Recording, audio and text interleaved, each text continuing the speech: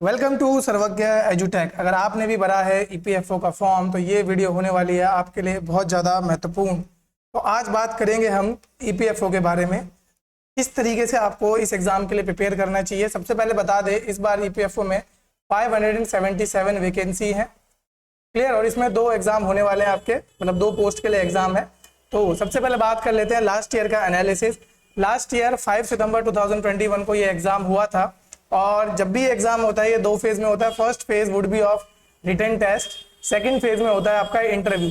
अगर आप written test की बात करें तो इसमें आपके 100 एमसीक्यूज आते हैं और ये सब होते हैं इक्वल मार्क्स के। और ये एक ऑब्जेक्टिव टाइप क्वेश्चन का आपका टेस्ट होता है, both Hindi and English medium का। तो ये आपको ध्यान रखते हुए चलना है। सेकंड इंपॉर्टेंट चीज जो मैं आपको बता दूं कि जब आप रिटन टेस्ट की बात करोगे तो ये अराउंड आपका 75% of the whole selection procedure यही होता है आपका। और इंटरव्यू जो होता है वो आपका ओनली 25% यहाँ पर रखता है, क्लियर। तो आगे चलते हैं, प्रीवियस ईयर में किस तरीके से टॉपिक वाइज क्वेश्चंस क्या आए थे। तो अगर इंग्लिश की बात करें तो इंग्लिश में से आए थे 20 क्वेश्चन, और हिस्ट्री की बात करें तो हिस्ट्री से आए थे 16 क्वेश्चन। नेक्स्ट अगर बात करें इसके बाद सबसे इंपॉर्टेंट जो सेक्टर हो जाता है दैट इज करंट अफेयर, जिसमें से आए थे टोटल 21 क्वेश्चन। तो ये आपको ध्यान रखते हुए चलना है। और इसी के लिए सर्वज्ञ एजुटेक ने आपके लिए लाए हैं 6 मंथ की करंट अफेयर सीरीज। अगर आप करंट अफेयर पूरे करने चाहते हो तो आप वहां से भी कर सकते हैं। नेक्स्ट अगर हम बात करें अलग अलग टॉपिक के या क्वेश्चंस की, तो इंग्लिश के क्वेश्चन देख लेते हैं किस तरीके से आ रहे हैं। तो यहाँ पर सबसे पहले जो आते हैं आपके वो एंटोनिम, सिनोनिम, इस तरीके के क्वेश्चन आते हैं। और इसमें साथ साथ आते हैं आपके फिल इन द ब्लैंक्स। अभी आपको आगे बताऊंगा कि किस तरीके से आपका पैटर्न रहेगा, क्या क्या चीजें आपको इसमें पढ़नी चाहिए।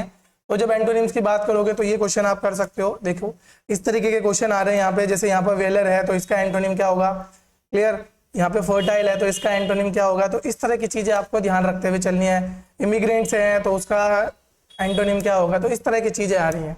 नेक्स्ट अगर आप बात करोगे फिलिप्स की, तो फिलिप्स में क्या आ रहे हैं, if it's time you went out and dash your living. तो इस तरह के क्वेश्चन आ रहे हैं। तो यहाँ पर जब आप करोगे तो यहाँ पे आएगा अर्न योर लिविंग। तो ये आप लोगों को ध्यान रखना है। तो बेसिकली मैं आपको जो समझाना चाह रहा हूँ कि इस पैटर्न पे आपको अपनी तैयारी को करना है, क्लियर। जब आप यहाँ पे स्पॉटिंग एरर की बात करेंगे तो ये कुछ उसके एग्जाम्पल है किस तरीके के क्वेश्चन है, ठीक है। तो आप इनको एक बार वीडियो पॉज करके देख सकते हैं।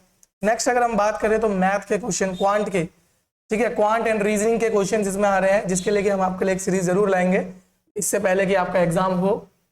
तो नेक्स्ट अगर हम बात करें, ये बेसिकली यहाँ पर ये सीरीज के क्वेश्चन है। तो ये आप लोगों को ध्यान रखते हुए चलना है। सीरीज के हैं, एज के हैं, रेशियो के क्वेश्चन आ रहे हैं, क्लियर। तो ये आप लोगों को ध्यान रखना है। यहाँ पे एवरेज के क्वेश्चन है। तो ये आपको इंपॉर्टेंटली मार्क करते हुए चलना है कि क्वांट में से कौन कौन से टॉपिक आपके इंपॉर्टेंट हो जाते हैं।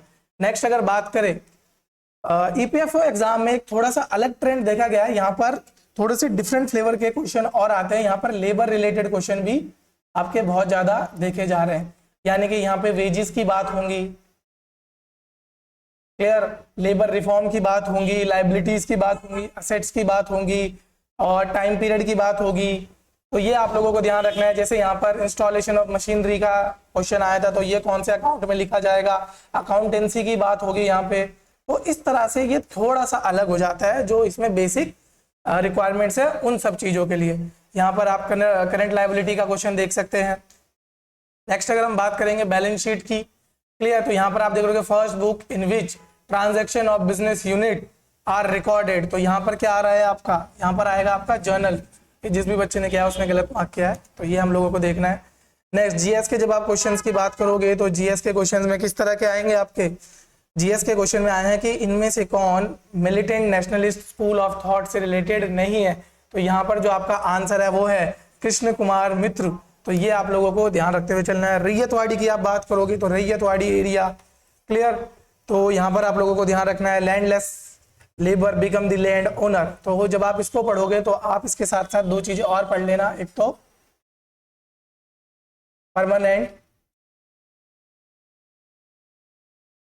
परमानेंट सेटलमेंट आप लोगों को पढ़ लेना है। नेक्स्ट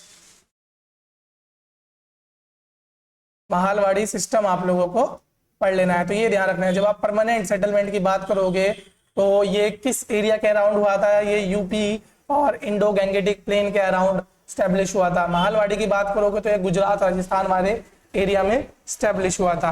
नेक्स्ट अगर हम बात करें सोशल सर्विस लीग, देखो मैं जीएस के क्वेश्चन इसलिए करा रहा हूं कि आपको एक आइडिया लग जाए कि कौन से सेक्शन से आपको सबसे ज्यादा इंपॉर्टेंटली पढ़ना है, तो ये आप लोगों को ध्यान रखते हुए चलना है।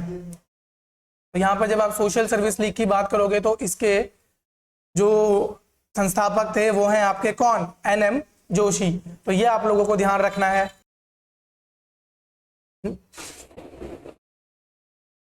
नेक्स्ट अगर इसमें हम बात करें तो यहाँ पर आपको देखने को मिलेगा क्या, नो चेंजर्स, यहाँ पे नो चेंजर्स की बात हो रही है कि कौन नो चेंजर्स नहीं थे। क्लियर, तो ये आप लोगों को ध्यान रखना है। ये सब बात हो कब की रही है, एनसीएम की, नॉन कॉपरेशन मूवमेंट कब से कब तक हुआ था बच्चों, 1920 से लेके 22 तक। इसके बाद हुआ क्या था, अगर आप कांग्रेस की बात करेंगे तो इसके बाद दो धड़ों में आइडियोलॉजीज हो गई थी, यानी कि दो धड़ों में बटते बटते रह गई थी कांग्रेस। एक थे आपके क्या, pro changer, second would be your no changer, तो ये आप लोगों को ध्यान रखना है।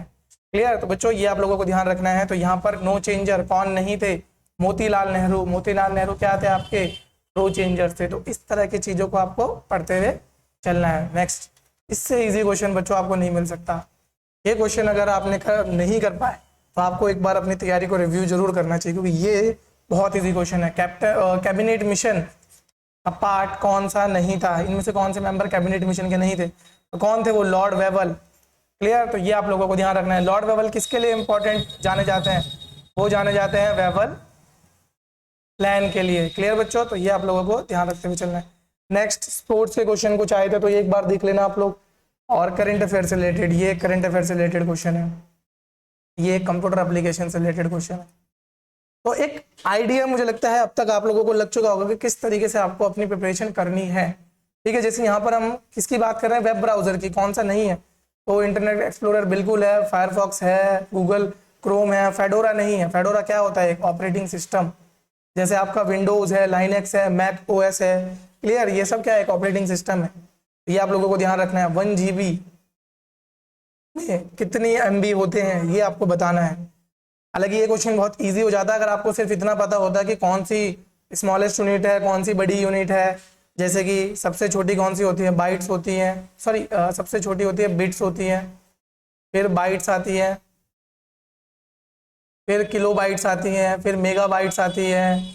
क्लियर, फिर गीगा बाइट्स आती हैं, फिर टेराबाइट आती है। तो इस तरह की चीज़ें आपको याद रखनी है। फिर पेटाबाइट आती है, तो ये आप लोगों को ध्यान रखते हुए चलना है। नेक्स्ट, गांधी जी से रिलेटेड कुछ क्वेश्चन आए थे, तो गांधी जी बहुत इंपॉर्टेंट टॉपिक है। क्लियर, गांधी जी से रिलेटेड क्वेश्चन बार बार आए हैं, तो ये देख लो, ये बनारस हिंदू यूनिवर्सिटी कहाँ पर अपनी पहली अपीयरेंस दी थी, तो वो ध्यान रखना है। गांधी एज महात्मा बुक किसने लिखी थी, शाहिद आमीन ने, ये आप लोगों को ध्यान रखते हुए चलना है। प्रेसिडेंट ऑफ INC कौन थे आपके at the time of independence, ये कौन थे, JB कृपलानी। बच्चों ये ध्यान रखना है, जिस भी बच्चे ने मार्क किया है गलत मार्क किया है, बट आप लोग ये गलती मत करना। क्लियर, तो ये आप लोग ध्यान रखना है। फिर हम बात करेंगे क्या, नीति आयोग के बारे में। नीति आयोग की full form, Namami Gange project. तो आपको समझ आ रहा होगा कि इस तरह के क्वेश्चन बहुत बार रिपीटेडली आए हैं। नेक्स्ट, जो मैं बोल रहा था लेबर से रिलेटेड क्वेश्चन, तो maximum number of hour in a week adult worker is allowed to work. तो देखो बहुत सिंपल था, 8 घंटे की हमारी शिफ्ट होती है, total 6 days in a week हम काम करते हैं, तो कितना हो गया, 8 6 48 आवर्स। चलो बच्चों, तो ये आप लोगों को ध्यान रखना है। अब मोस्ट इंपॉर्टेंट टॉपिक या मोस्ट इंपॉर्टेंट चीज जिसका सब लोग बेसब्री से इंतजार था, बुक लिस्ट। EPFO के लिए बुक लिस्ट क्या फॉलो करे। तो सबसे पहले आप लोगों को ध्यान रखना है, इसमें पॉलिटी के क्वेश्चन आ रहे हैं, तो पॉलिटी आपको कहां से करनी है, M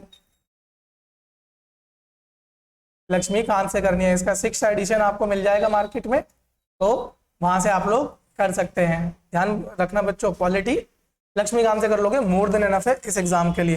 नेक्स्ट, आपने देखा होगा मॉडर्न हिस्ट्री के सबसे ज्यादा क्वेश्चन आ रहे हैं। अगर हिस्ट्री की बात करें तो मॉडर्न हिस्ट्री सबसे ज्यादा पूछी जा रही है, तो उसको आपको कहां से करना है, स्पेक्ट्रम।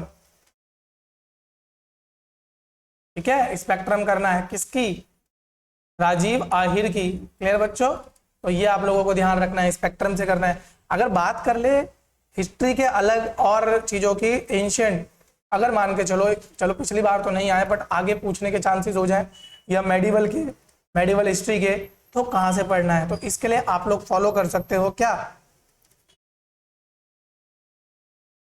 क्लास 12 NCERT, क्लास 12 की NCERT कर सकते हो आप, जिसका कि 3 पार्ट में है। पार्ट फर्स्ट आपकी एंशिएंट हिस्ट्री की है, पार्ट सेकंड आपकी मेडिवल की है, और पार्ट 3 आपकी मॉडर्न हिस्ट्री से रिलेटेड है। क्लियर बच्चों? तो ये आप लोगों को ध्यान रखना है। इसके बाद आपको जो ध्यान रखना है वो रखना है इकोनॉमिक के बुक। इकोनॉमिक के लिए आप 2 चीजें फॉलो कर सकते हैं। सबसे पहले मैक्रो इकोनॉमी क्लास 12 NCERT, और सेकंड इसमें आप क्या फॉलो करोगे, इंडियन इकोनॉमिक डेवलपमेंट। ये किससे है, क्लास 11th की NCERT। इन 2 बुक को पढ़ लो इकोनॉमी के लिए, इस एग्जाम से रिलेटेड मोर देन इनफ है। फिर आपने देखा होगा अकाउंट्स के क्वेश्चन आ रहे हैं। क्लियर? तो अकाउंट्स के लिए भी आप क्या कर सकते हो, क्लास 11th और क्लास 12th की अकाउंटेंसी की बुक को आप फॉलो कर सकते हो। उसमें आपको बेसिक ओवरव्यू मिल जाएगा। जैसे क्वेश्चन आया था, जर्नल का क्वेश्चन आया था, लेजर, बैलेंस शीट, इन सब का आपको एक क्लियर डिफरेंशिएशन मिल जाएगा। तो ये आप लोग ध्यान रख लेना। फिर नेक्स्ट अगर हम बात करें क्वांट एंड रीजनिंग की, ठीक है, क्वांट एंड रीजनिंग के लिए आप फॉलो कर सकते हो RS अग्रवाल को, ठीक है, और साथ साथ जो हम सर्वज्ञ एजुटेक पे आपके लिए वीडियोस लाएंगे आप उनको भी फॉलो कर सकते हो। तो वहां से भी आपका क्वांट्स के रिलेटेड क्वेश्चन हो जाएंगे। इसके बाद हम बात करते हैं करंट अफेयर। तो करंट अफेयर के लिए आप कोई भी मंथली मैगजीन फॉलो कर सकते हो किसी भी कोचिंग इंस्टीट्यूट की, और साथ साथ आप सर्वज्ञ एजुटेक जो वीडियोस डालेगा उनको भी फॉलो कर सकते हैं। हम EPFO के रिलेटेड स्पेसिफिक वीडियोस भी लाएंगे, तो उनको भी आप फॉलो कर सकते हो। नेक्स्ट अगर मैं इसमें बात करूं साइंस एंड टेक की, तो साइंस एंड टेक के लिए आप फॉलो कर सकते हो class 9th NCERT and class 10th की NCERT। मेरे बच्चों, तो ये आप लोगों को ध्यान रखना है। कंप्यूटर एप्लीकेशन के लिए आप बेसिक बुक पढ़ सकते हो, कोई भी जो मार्केट में अवेलेबल हो, जिसमें आपको हल्का फुल्का आइडिया मिल जाए। नहीं तो आप इसको करंट अफेयर से करें तो ज़्यादा अच्छा रहेगा। क्लियर? लास्ट और इम्पॉर्टेंट चीज़ जो आपको इसमें ध्यान रखनी है वो ये याद रखनी है कि योजना मैगजीन पढ़ना ना भूलें। क्लियर? योजना मैगजीन आपको मिल जाएगी, ऑनलाइन अवेलेबल है, नहीं तो आप किसी भी स्टेशनरी से जाके खरीद सकते हो, वहां से आपको मिल जाएगी। ये क्यों पढ़नी है? क्योंकि इसमें स्कीम्स और फार्मर, लेबर, इंडस्ट्री से रिलेटेड जितनी भी स्कीम्स हैं उनको तो अच्छे से कर लेना है आप लोगों को। ठीक है बच्चों? तो ये सब आप जब कर लोगे तो आई होप तब आप एक अच्छी खासी पोजीशन में आ जाओगे कि आप इस एग्जाम को निकाल पाओ। और बच्चों ध्यान रखना, इसकी कट ऑफ कुछ ज़्यादा नहीं जाती, तो आप लोग अच्छे से इसे क्लियर कर पाओगे। तो आज की वीडियो को यहीं समाप्त करते हैं, और ध्यान रखिएगा अगर आपको कोई भी कंफ्यूजन हो EPFO या अदर किसी एग्जाम की प्रिपरेशन से रिलेटेड, तो आप डायरेक्टली हमें कांटेक्ट कर सकते हैं हमारे YouTube चैनल पे या हमारे टेलीग्राम चैनल पे। फिर बच्चों, तो थैंक्स अ लॉट।